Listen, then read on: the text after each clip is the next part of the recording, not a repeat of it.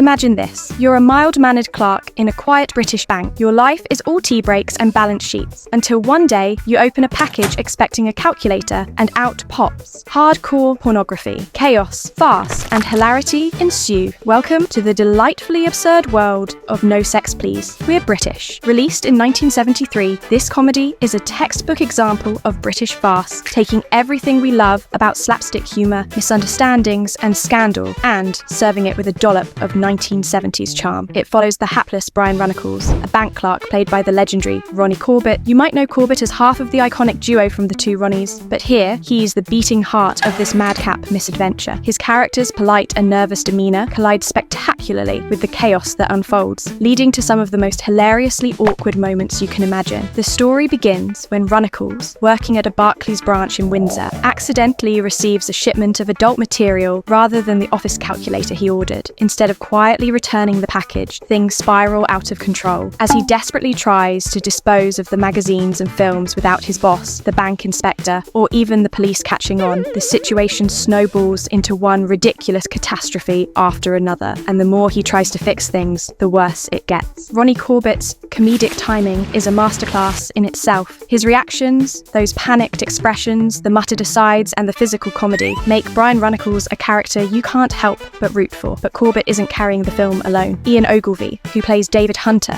the bank's assistant manager, brings a suave but increasingly frantic energy to the mix. And then there's Susan Penhaligon as David's wife, Henny, who manages to be both sweet and sharp as she gets roped into the chaos. The supporting cast is a who's who of British comedy talent from the era. Arthur Lowe, best known for Dad's Army, plays the uptight Mr. Bromley, the bank manager whose stern demeanour makes every scene he's in a ticking time bomb of awkward tension. Beryl Reid adds her signature wit as Bertha, David's nosy mother. And let's not forget the endless parade of memorable cameos, including Michael Bates as a fussy bank inspector. It also stars Derek Guyler, who plays the park keeper. You might remember him from the TV series Sykes as Corky.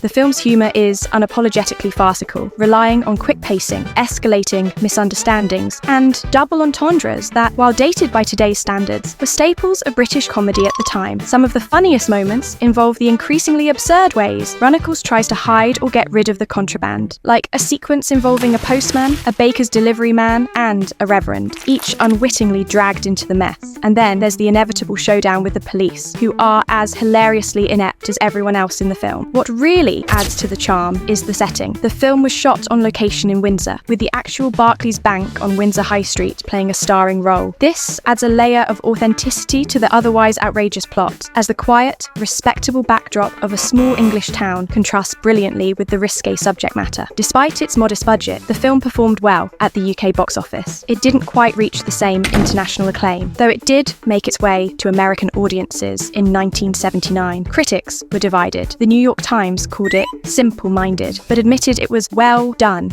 in its own cheeky way, while TV Guide praised Corbett's performance as the saving grace of what could have been an average farce. The film is based on the long-running West End play of the same name, which had a record-breaking run of over 16 years, while the stage version leaned heavily into live comedic timing and the physicality of its actors. The film amps up the visual gags and expands the cast of eccentric characters. What's fascinating is how No Sex Please, We're British captures a moment in time when British comedy was navigating the clash between traditional values and a changing social landscape. The premise itself, a scandal involving pornography, reflects the growing conversation around censorship and morality in the 1970s, but the film handles it with a light-heartedness that avoids feeling preachy or overtly risque. Instead, it's pure, chaotic fun. If you're a fan of British comedies like Carry On or Fawlty Towers, this film is right up your alley. It's not about sophistication, it's about the joy of watching good-natured characters stumble through increasingly ridiculous scenarios. And at just 91 minutes, it's a tight, laughter-packed ride that doesn't overstay its welcome. No Sex Please, We're British might not be a cinematic masterpiece, but it's a testament to the enduring charm of British farce. It's clever, chaotic, and unapologetically silly, a film that reminds us not to take life too seriously. So, if you're in the mood for a dose of retro humour and some classic Ronnie Corbett magic, this is one you won't want to miss.